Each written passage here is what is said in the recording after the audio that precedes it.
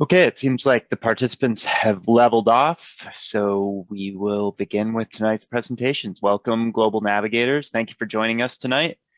On tonight's panel, we will have myself. I'm Matt Redmond. I'm the Vice President of High School Study Abroad at CIEE.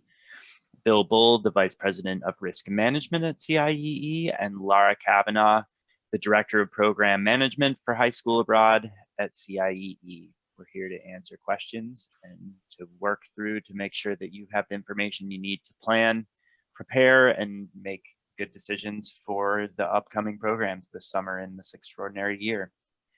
So in this year, it's important that you congratulate yourself. Scholarships to the Global Navigator program are always very competitive. It's a selective process where we receive multiple thousands of applications every year, so receiving an award is an especially big honor. This year is especially extraordinary due to the global pandemic. It takes courage to apply, and you should be very proud that you not only finished an application, but you were successfully awarded a scholarship or accepted to the program as well. This program should provide you with an experience that you'll remember for the rest of your life. It's a real honor to participate. We have great programs around the world. And as you'll find out in this presentation, flexibility is a super important part of travel every year. This year, it's especially important. Flexibility with preparation, flexibility with expectations, flexibility with programs and the details within the programs, because we have to follow guidelines and make sure that you can not only have fun, but also be safe. Flexibility is a core tenet of intercultural learning, which is what we specialize here at CIEE. So we hope that you can really embrace that. In adapting for programs, conditions around the world will vary for entry, exit conditions, living conditions. They'll fluctuate over the coming months, so we'll all live through ups and downs and news cycles. It's important that if you realize that there are significant changes in your location, in your program, we will communicate those changes and what adaptations are required. Again, please try to hold your questions until we can answer as much as possible throughout the presentation. So with that, I'm going to turn it over to Bill. Thank you. Great. Let me get myself situated here. So health and safety. So I want to talk a little bit about what we're doing in these times of this pandemic to determine whether or not we can or should or shouldn't be running a location in a given location, the types of things we're tracking, what we're paying attention to, and how we're monitoring and evaluating what we're seeing. I want to start off by saying we started tracking and monitoring everything and creating our own health risk index, which is published on our website. It's updated every 2 weeks, but we track it weekly. Way back in April 13th of 2020, we created this index that includes a whole bunch of numbers surrounding what is the safety framework within every country in terms of their capacities for monitoring detection and their medical systems and their efficacy around quarantining. And then, of course, overlay that with what's the actual level of risk and of healthcare availability, their testing and government actions and reactions to controlling any outbreak or any spread of the disease. And we've been doing this, and you see here in the screen in very small numbers, but basically trying to track what's been going on each location, what the risk level is, how it's changed over. And of course, as things have gone up and down, we've monitored those changes. We've also added in a layer and level of recency of, so what's going on in the past 2 weeks? Certainly there's been changes to healthcare capacity, but what's going on specifically and how are things happening? Because it's very important to us to understand, not is there disease, because we know there's COVID-19 everywhere. That's the point of it being a pandemic, right? So the question really is what's up with the medical care system, what's going on there, and how is it going in that country? And of course, we started to realize we need to add into this, how does this also then compare to what's happening in the US? So the chart I just shifted to, which should be a little easier to read, is an attempt to show countries on the left side the US in sort of orange in the middle, and then by the states, what's happening in the US and what's happening in each of these locations. Where do things stand? Are they struggling over the past 2 weeks with a number of new cases, more or less than the US? The US standard is there, but if you're in Florida, you can see that, you know, pretty much everywhere in the world is not better off than you, that's the wrong language, but has less of a prevalence over the past 2 weeks, unless of course you happen Bill, to be in. Yes. can I interrupt you? Sorry, for some reason we don't see your slides fully. Could you try exiting and resharing? I can. It'll just take me a moment, and I can do that. Yeah, that's much better. Yeah, it's fixed. Okay. Thank you. So that was my exiting. I didn't do anything. Anyway, so what we're showing here is sort of how each country compares to the US overall, and how within the states, how it compares to the select number of states. The lowest state being Hawaii, which has the least number of cases of the past 2 weeks. Iowa, sadly, is one top place for the most number of cases the last 2 weeks. I am going to show the next slide, which was a month ago, showing the change here, that we've really seen some tremendous diminution of the disease over the past month around the world. The US was, you know, well over 1,000 cases averaging over the past 14 days per 100,000, and now it's under 500. Our scale had to go all the way out to 2,000 because Arizona was so high, and yet now Iowa's not even at 1,500. So we've seen some tremendous progress around the world, and it's important. You know, we're going to continue to track this and make sure that we're okay, make sure we know what's going on. And we can attribute a lot of this to any number of things, though it's sort of unclear all the details, but a lot goes back to sort of, you know, the general COVID-19 prevention fundamentals seem to be working. And we can certainly look at each of the countries we're measuring, and we can tell you from our charts, you know, when they impose what level of what restriction, because we've seen time and time again as locations have ramped up their protocols for controlling the disease in their country, we've seen a corresponding dip in the presence and number of COVID cases that are arriving there.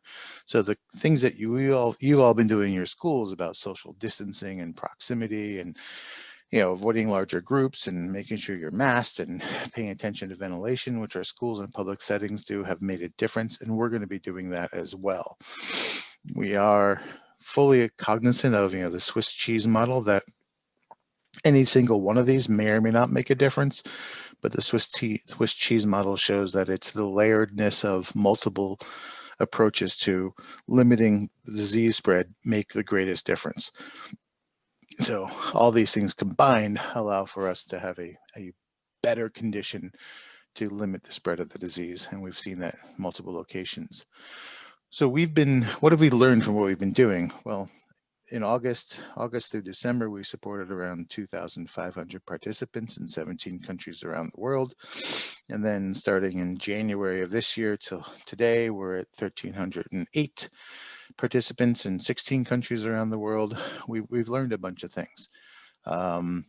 We haven't had many cases either, which is really great news. But a couple of things we've learned and we'll share on to you guys is, you know, pay close attention to any instructions about pre-departure and timeliness when it comes to your need to wear a mask, your need to get tested, your need to do whatever the requirements are. Airlines, immigration officials, don't mess around. You either meet the standard they said or you don't. They don't accept close enough. We've also learned that the work we've been doing of creating social contracts with students to commit to each other's wellness as well as their own wellness to support each other has made a significant difference. And we're going to ask that of you, to bring your best self, because that helps us the most. We've also seen, said we haven't had many cases. All told, we've had about 25 out of the 33,500 students. However, 20 of them were all caught on arrival. Part of the testing that happened on arrival in the countries they were, and that most of the students that we found arrived with COVID. So there's a lot of attention we're going to give with you guys about making sure that you do what's necessary to make sure you don't get on the plane sick. And we've even found some in this past January that we had about 15 that were tested negative in the US, and yet arrived with COVID anyway when they were retested 5 days later. So that's important for us to be aware of, that we have to sort of keep everyone safe that first week or so as they land and make sure that no one is going on. It's critically important that we all understand that, you know, each country has their own standards. We fit within their standards. We make sure that we're comport with what's going on. And it's important that everyone understand that, you know, the US has, I don't know how to say this nicely, but, you know, there's been recommendations, and states and governments and CDC have all said, oh, you should do this. And we've all seen it. Some people pay attention, some people don't. Some people pay attention differently, but overseas in most of our locations, there's teeth behind those recommendations. Failure to comply with a local mandate for wearing a mask results in an immediate €50 fine. Pay it on the spot, or you go to jail and they'll arrange payment, then they'll release you. So we'll make sure everyone understands what those ramifications are, so no one gets caught. But you all need to understand it's different, and other countries take it different levels of seriousness, and we need to comply with what's going on to make sure that we're not part of a problem, we're part of the solution. You know, part of the travel realities were, again, no surprise here. Airlines, airports all have different rules. We're keenly aware that, you know, while airlines themselves on the plane itself has done a tremendous job of making sure limiting contact or limiting spread through masking and other requirements, the airport itself is a point of exposure. So we'll be talking to you prior to departure about how to stay safe within airports. We will be tracking all the different changes that go on, because it's still an evolving world out there as new variants come in and new restrictions come in place, and we're aware of that. We're paying attention to it. You know, Lara will talk more about the PCR testing that's required, and we're going to make sure you do that. But I do want to sort of talk a little bit for a moment about, you know, we know that some parents, some families, some whatever may well be considering that, oh, they're going to come over and pick up their kid at the end and maybe do a little traveling themselves. And that's your choice, of course, all you want to do that, but really start thinking and planning through and gaming out what that might look like. And make sure you plan for the fact that, you know, the US now has a requirement that you have a negative test before you board the plane to return to the US. And you need to plan what you will do if one of your party, you, your wife, your partner, your kid, one of you tests positive and you can't board. How will you change your flights? Where will you stay? Certainly any student on our programs, part of what we offer is, you know, we'll make sure they get arranged to get the testing within 72 hours to comply with US regulations. If someone is positive, we'll make sure we continue their care, and we will take care of them throughout their process before they get retested and are permitted to board the plane. So we'll do that for you, but if you're doing your own travel, that's something you want to think about, what sort of travel insurance you want to have, how you want to arrange your ticketing to make sure that you're protected and safe. So I'm going to turn it over to Lara now to talk some more details about specifics of planning. So Lara. Thank you, Bill. Hello, everyone. My name is Laragh Kavanaugh. I'm the director of the Global Navigator High School team. It's a mouthful. I have a great team behind me, and our job and responsibility is to help you all, educate you all, and help you get ready to travel. So we'll be in touch with you all along the way until departure day to help you prepare, plan, make sure you have things organized, and educate you to the best of our knowledge about what to expect and how to prepare. So travel, international travel in any time of your life is a stressful experience. It's challenging, it's long, it's exhausting. But travel during a global pandemic offers us a unique and even slightly more complicated travel process. So we will educate you and your participant about the requirements for each country and the entry requirements and the things you need to know before you go. But we want to have your cooperation in following those requirements to the T, as Bill said, and staying apprised about each country and what's going on in the world with regards to COVID-19. We're going to many locations this summer. We hope that we'll be able to send you to your destination. We are monitoring each and every country and what the entry requirements are, especially for high school age educational groups. And if for some reason a country will not allow us to enter, we will unfortunately have to cancel the program. We'll let you know that in early March. We'll do a review of all the countries, and we'll send out an email and let you know if your location is unfortunately canceled. If you don't hear from us, then it's a green light, and we'll keep reviewing that in April and again in May, and we will reach out to you to let you know if something has changed. And if the program is canceled in your destination, we'll give you options for things that you can do. So I want to go over what to expect with travel during COVID-19.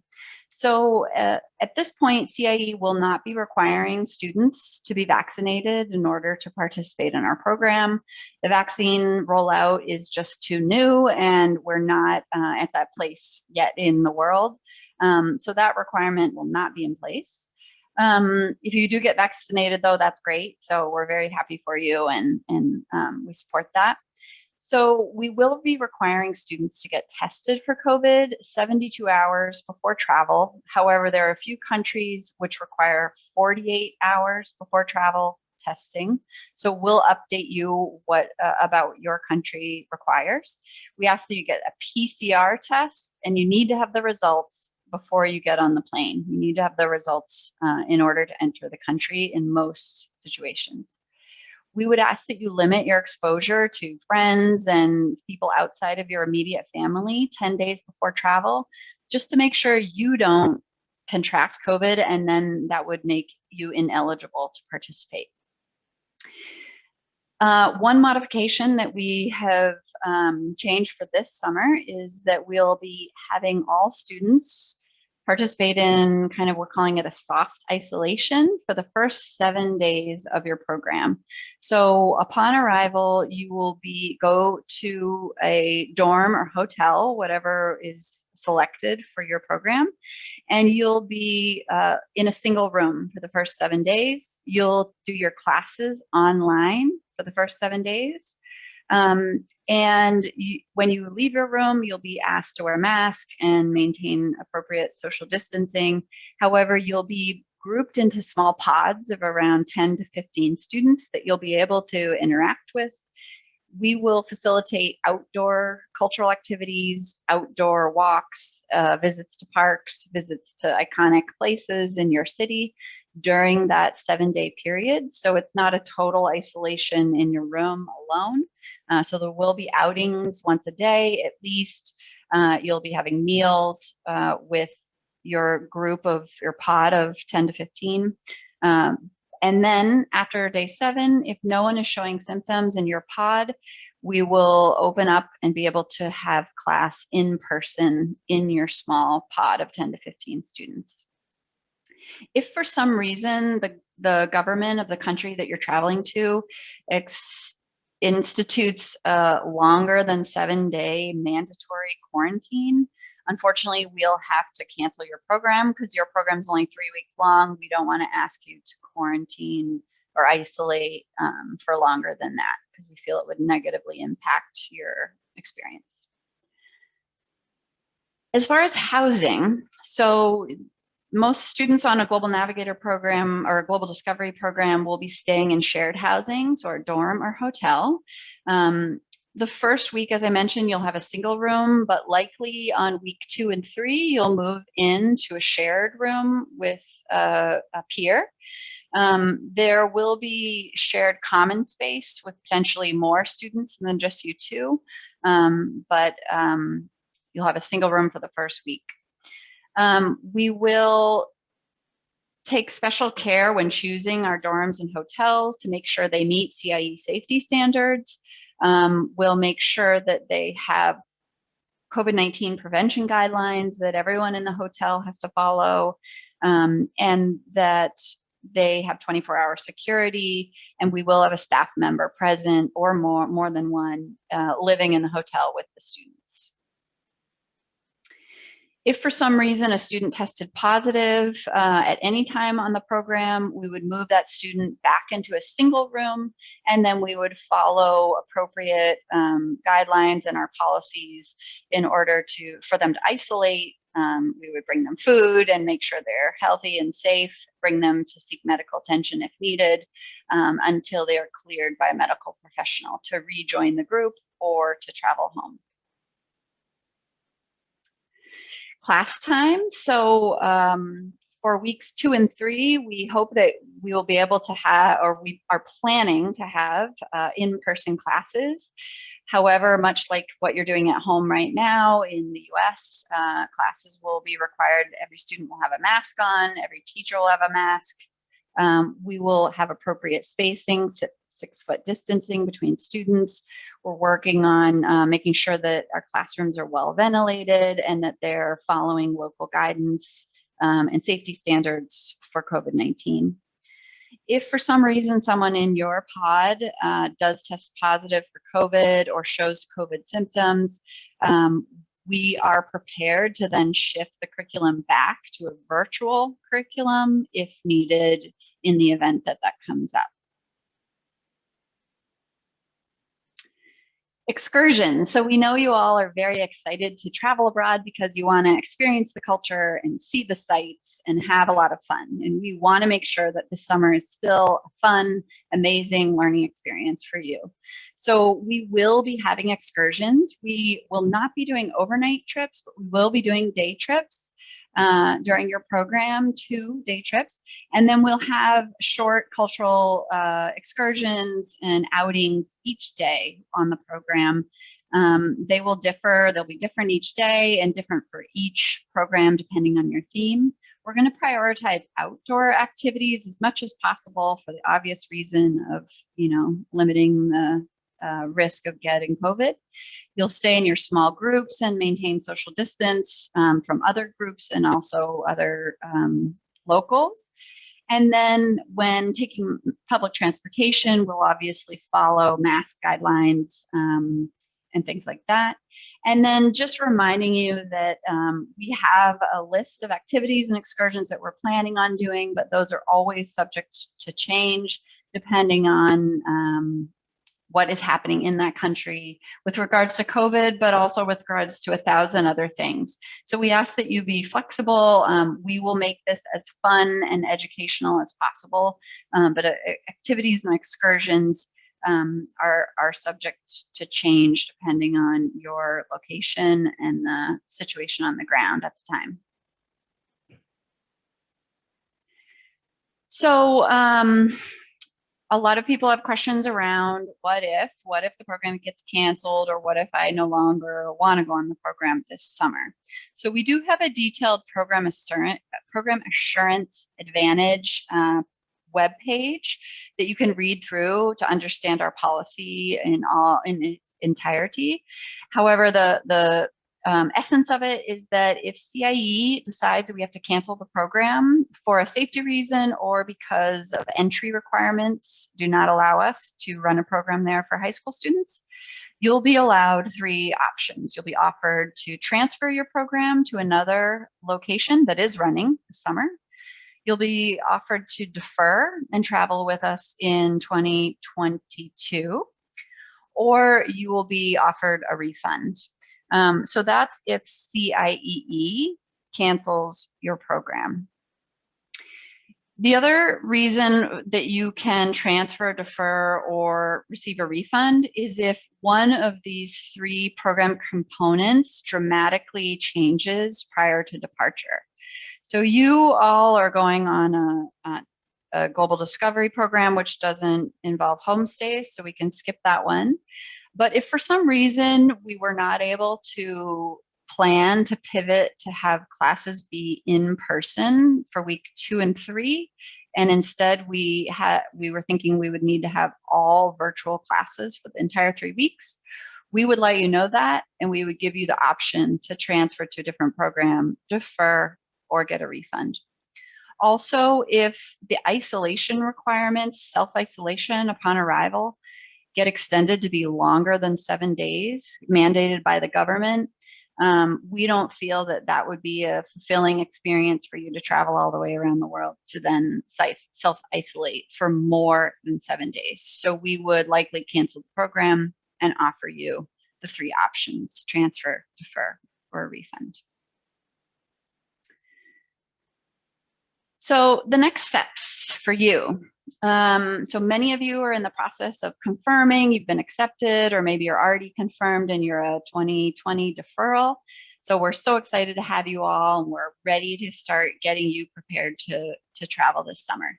So in March and April, please keep logging into your My CIEE account and check the tasks that are pending, and make sure that you're completing those tasks in a timely fashion. In March, we'll be emailing you with more information about when to book your flight and how to book your flight, and what are the best options and recommendations from CIEE for flight booking. We'll also provide an updated reading in your My CIEE account by next week that has some information about flights as well. So check out your reading section of your My CIEE account. But please, we ask that you wait to book your flight until you hear from CIEE that there's a green light to go ahead and book your flight. We know that booking the flight is your responsibility, and it's also your responsibility to pay for. So we want to make sure to wait long enough that we feel more confident about travel, but not too long so that you're paying, too much for your flight. So we're trying to find a balance, and we'll send you more information in March. In April, we can skip this one because you guys are Global Discovery, so you're not taking a stamp test, so disregard that. The final tuition and balance for your program is due on April 14th. So just keep that date in mind. However, your confirmation deposit is due next week, and I'll go over that in the next slide. In May, we're going to invite all of you to attend a virtual webinar with our CIEE center staff in your country. So you can start to meet the people who will be running your program, who will be on the ground, who will be delivering the program and running all the logistics. Ask them questions, learn more about the specifics of your city with regards to COVID, but also with regards to the cultural differences, what to pack, what to bring. All of that will happen in May. So stay tuned for an invite for that. And then we can skip that next homestay placement because you guys are living in dorms and hotels. So the most important thing for you to do in order to make all of this possible is to accept your scholarship award if you received one by March 3rd. In order to do that, you need to log into your My CIEE account, and either the parent account or the student's account, and pay your acceptance deposit by March 3rd. There's a task there that you click on, and then there's a way to pay through the online bill pay, and that will secure your spot, as well as completing 2 tasks that are very important. Do you have a passport? Yes or no? And filling out some basic information about your health and your background with your wellness. So we need those 3 things done by March 3rd if you received a scholarship in order for you to be confirmed to travel with us this summer. If you haven't applied for a new passport, or you don't have a passport and you need one, you must do that as soon as possible, immediately, tomorrow. Start that process, because passport processing times are taking a lot longer than normal. We wouldn't want that to hold you up and prevent you from being able to travel this summer. So a little more about flight booking. I mentioned to wait for CIEE with instructions about flight booking. We recommend that you use our flight partner called FlightFox. They'll have a lot of information about arrival and departure windows in your country. They'll be able to recommend the best itineraries, and they'll have the group flight information if you want to travel as a group. One thing to note this year, international flights must be direct to the country where your program is. So we don't want you to have a layover in a third country and then hope to fly to your destination country, because we worry that you'll get stuck there because of that country's entry requirements. So if you're from Boston and you're flying to a program in Madrid, we want you to find a flight that leaves from the USA directly to Madrid. It does not have a layover in Amsterdam. So please be mindful of that when looking for flights. Please also pay attention to arrival windows. That will be the time that CIE staff will be available to pick you up at the airport. So we'll share that information with you in mid-March. Also make sure as you're looking into flight booking, FlightFox understands this really well, so we strongly recommend booking a flight through them, is to understand the change and refund policies of the airline that you book with. We hope that things won't change for your destination, but as we know this year, everything has been changing every week. So we want to just be mindful that you are aware of what it costs to change your flight, and can you get a refund if for some reason your program is canceled.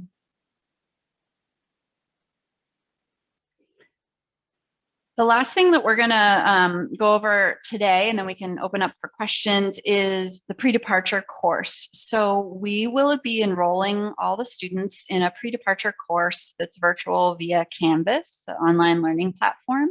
The course will take about 4 hours to complete, and we'll probably enroll you in early April.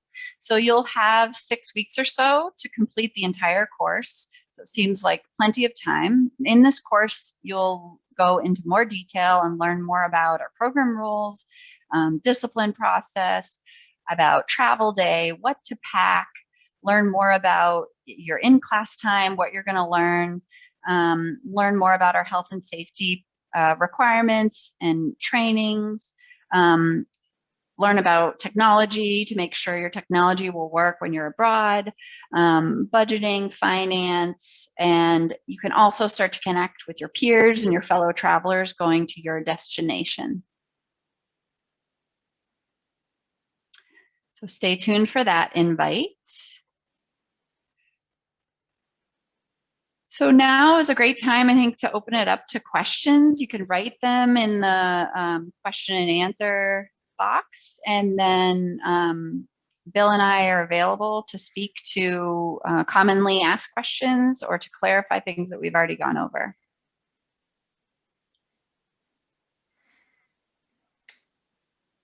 As we wait, maybe can you go back on the flight booking, chaperones, group flight? It's usually yes. You get a lot of yeah, questions so around let that. me cover, so in past years, we've provided a CIE staff member to chaperone group flights.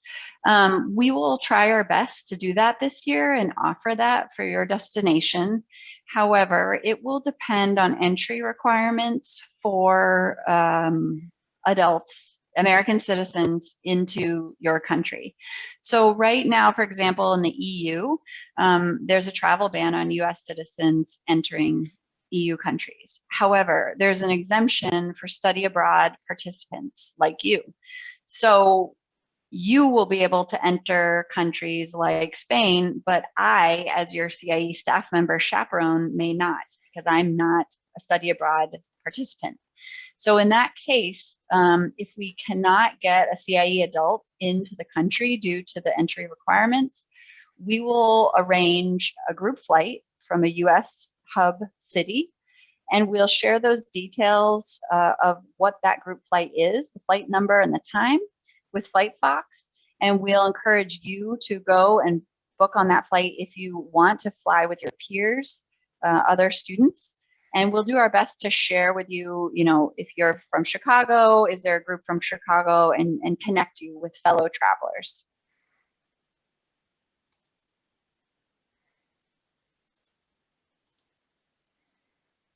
So what other questions would be going helpful? around vaccines and testing? If I get vaccinated, do I still need to test? Explaining how testing in country before we return to the US is going to work, and what if I test positive before I fly back home to the US? Sure, and sorry, but also built into that question is, if I'm vaccinated, do I have to also do the soft isolation with the group? If you could discuss it as well. So the answer to all that is yes, maybe. So let's unpack it a little bit, because there's multiple questions there that have multiple different answers. So is there a requirement for vaccination? Right now, there isn't. We don't anticipate one prior to the summer program, mostly because, frankly, there aren't enough vaccinations around the world for any government to require it.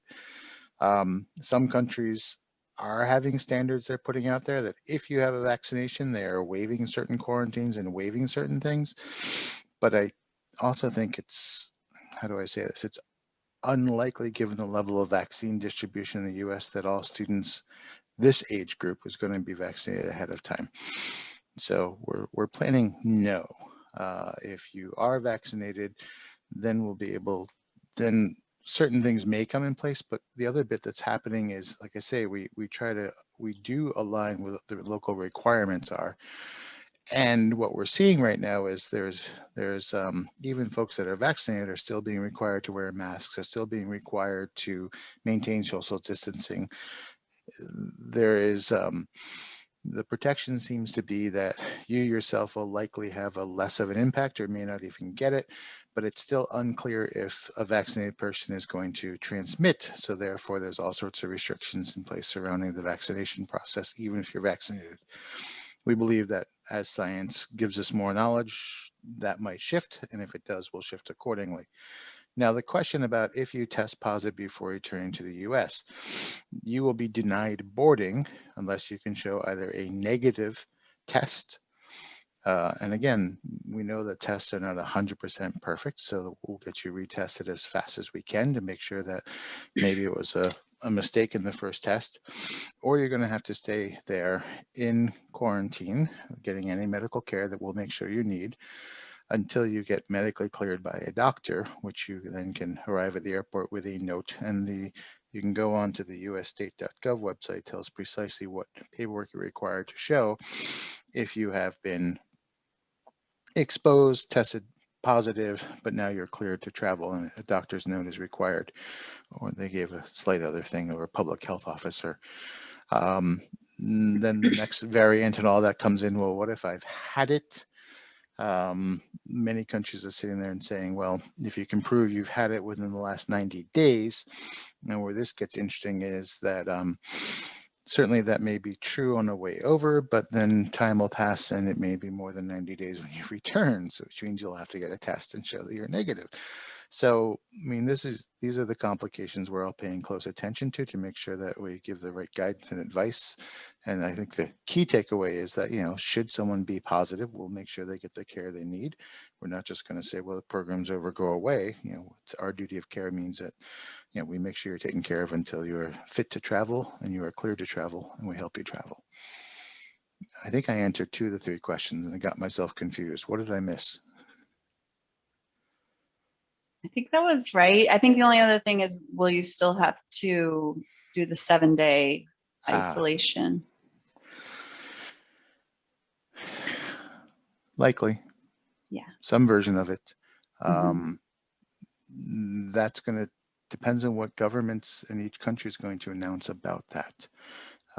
We're certainly not going to hold you if everyone else says you're free to go. We're not going to say you're locked in place. We'll make sure that you get more, you know, you're allowed to do what you're allowed to do. And if you're allowed to do it, we'll support you in doing it. Until we get more specific information on that, our assumption is you'll continue until you are cleared. And if they say you're cleared because you have vaccinated, then you're cleared and we'll help you do more activities. I wish I could be more precise, but it's really going to depend on what happens. Yeah. So I'm seeing a lot of questions about when will CIEE decide to cancel programs, and is there a calendar for that? So in mid-March, we will be sending out an email about program cancellations for any locations that do not look promising to enter this summer. We'll be reevaluating that every 2 weeks, and we'll send out another announcement, I would say in early to mid-April. If we have any updates between that time, we will let you know as soon as possible. So we're constantly evaluating things, and you know, we'll evaluate things in May again and make sure that things look safe and we're able to travel. So, you know, on a monthly and weekly basis, we'll be looking at this and we'll send you updates as soon as we have them. And you saw the fancy charts we had earlier. We evaluate up to the day of departure. just to make sure we have no intention of putting anyone in harm's way. Should we be concerned, should there be something going on, we'll let you know. And if we need to cancel because we don't think it's safe, because then that will chiefly be around, we've seen a collapse in the medical care availability. So in other words, we can't guarantee that you'll get medical care, then that gives me great angst and causes me sleepless nights. And at which point we will say, we shouldn't be there. So Laura, given the uncertainty, can you maybe clarify one more time the scenarios for getting a refund and what Sure. that timetable looks like? Yeah. So what we said was by March 3rd, we want everyone who's received a scholarship award to decide if you want to accept that scholarship or not. And then any program balance that is due or your acceptance deposit, if you owe $1,000 or more, you need to pay that by March 3rd. However, if CIEE on March 15th lets you know, unfortunately, your program is canceled, you'll receive 3 options. You can transfer to a new program, you can defer to 2022, or we will give you a refund of all the money that you've paid, not including the application fee, but we'll give you a refund of that program deposit that you've paid. If you've paid the program deposit, and you decide you want to cancel, you're not comfortable, something comes up in your family, but CIEE is still running the program, and that deposit is non-refundable. So the $1,000 deposit is only refundable if CIEE cancels the program. If, as we move forward, your final program balance is due April 14th, we do have a cancellation policy in place. Between May 1st and May 25th, if you decide you want to cancel, we'll give you a 50% refund of the money that you've paid. After May 25th, there will be no refund. You'll be not eligible for a refund after May 25th for any money paid.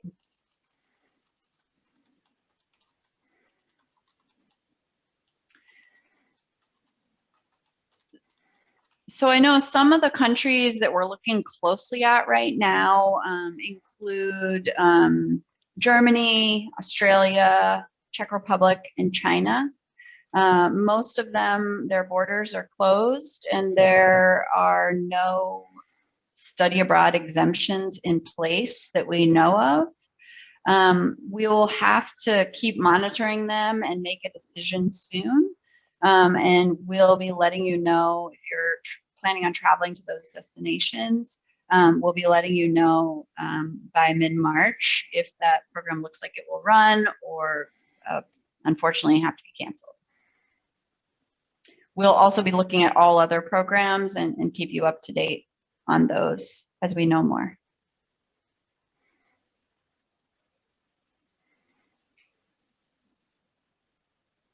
What other questions are coming up?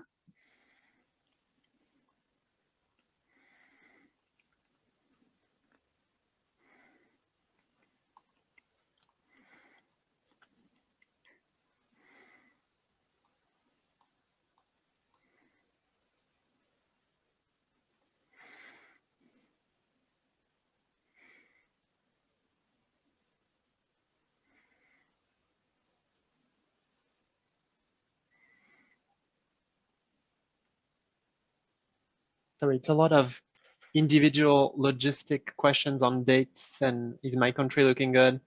Trying to scan. That's and as you saw from the charts I'd show, in March it showed one thing, and in January it showed one thing, and in February it showed another, and next month it'll show another. So we're going to continue to track that. And again, the sweet spot is, you know, if we know we can't run it, we'll let you know. We don't want to string you along. If we believe we can run it, we'll let you know, and we'll keep moving forward on that. Do you know if there is a maximum delay before we announce a program cancellation, like, or could it be canceled as late as, you know, the day before departure? I'm exaggerating, but can we give people a sense of timing? So what Lara was saying is that, you know, we'll do our sort of more global program reviews and, uncertainty abounds about entry requirements, we'll let you know. The only reason we would cancel the day before is if there was an outbreak of such magnitude that the healthcare system was overwhelmed. And you wouldn't want your kids there. And if you're a student, you would want to be there anyway. It means the country is shut down. It means you can't get doctors, you can't get care, you can't get treatment.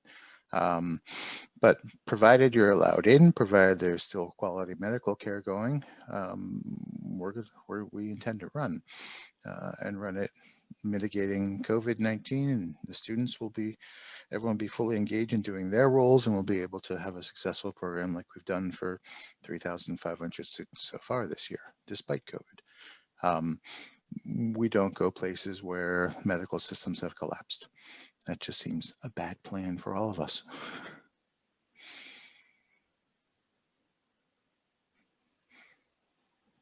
Yeah, and I think it's also good to remember the quarantines that are in place in different countries right now may not be the quarantines that are in place this summer. So, if there is a 2-week quarantine right now for your country, we're monitoring that, and we're hopeful that that will change and lessen as things improve in that country. If it doesn't, we'll let you know. But just keep in mind, things now are not going to be the same in your country in 4 months from now. Can we briefly talk about deferral scenarios, especially for seniors or students who were supposed to travel last summer who got deferred to this year? What if they can't travel this year again? Yeah, so if you're a senior and you're planning on traveling this summer, that's great, and we would love to have you. Unfortunately, if you're not able to travel this summer, you won't be able to defer your scholarship for summer 2022 because you're too old for the program at that time. So this summer is your opportunity to use your scholarship or to travel with this high school summer program. However, we do have other great programs, gap year programs that you could look into, but your scholarship, unfortunately, would not transfer to a different CIEE program. I think it would actually. It would transfer to a college freshman program is what we... Oh, it would? Yeah. Oh, sorry. That's why I wanted to clarify that. Oh, I didn't know that. Do you want to clarify that then, Pierre? Yeah, we are working with the scholarship donor to create an opportunity, a freshman opportunity for the students who may be affected and would graduate from high school in 2021 and effectively be college freshmen in 2022. So in the event that happens, we have plans in the works to make that happen. Great. Thanks for clarifying that. Can we talk about connecting with other people outside of the program? So either arriving in country before the program starts because my family planned a trip there, or I know local friends there. Am I going to be able to see them? I think we're advising students to limit the size of the circle that they interact with on program, and that we would not advise them to be outside of the US before the program starts so that they can isolate. But can you speak a bit more about that maybe? Yeah, I'll speak to that bit. We fully embrace you meeting anyone you want, family, connection, friends, after the program. It's before the program that becomes a problem. That, as Pierre was just mentioning, that you're expanding your social circles and you're expanding your possibility for contracting it and the possibility of bringing it in and impacting other students and other staff on the program. We're discouraging that. After program ends, by all means, do what you need to do. Have a fabulous time. It's going to be wonderful. Think seriously about getting trip interruption insurance in case you test positive before you return and you have to stay in place in quarantine additionally. And perhaps the trip interruption insurance would kick in and cover those costs for you, but that'd be outside of our program. But prior to the program, no, we'd like to request that you do your part, which is limit your movement before you travel. Control your circles at home. Don't leave your house unless you absolutely have to. Get tested, get on the plane, come have a fabulous, amazing time. And then if you want to meet family, friends, outside relatives, et cetera, et cetera, et cetera, by all means, do it after the program.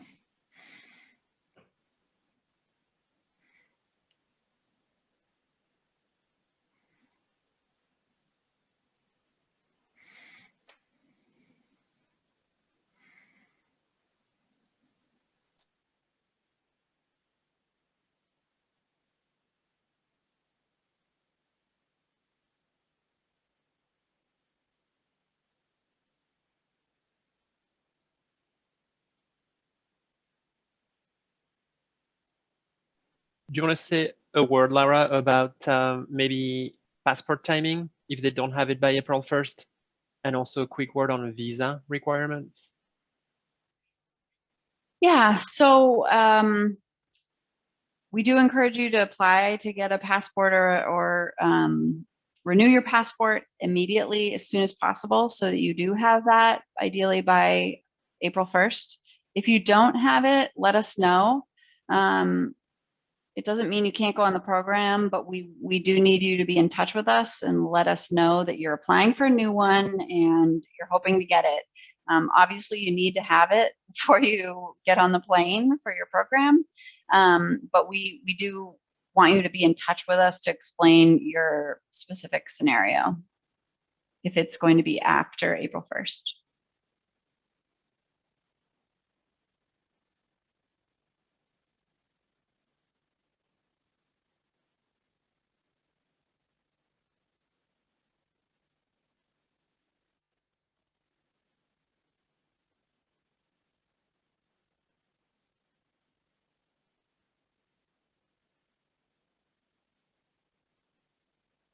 Okay, well, thank you guys. Great questions. So this was recorded and the recording will be sent out to everyone along with the questions that were answered by our staff. We'll send that out to everyone to make sure you or anyone who missed this call can be informed. And then feel free to reach out to us if you have additional questions at a later date at hsabroad@ciee.org. Hopefully this was helpful. Thanks for tuning in. Thanks, guys. Thank you, everybody. See you soon. Thank you. We can leave the webinar on just a few minutes to answer the last questions in the chat if people are waiting for their answer. Great.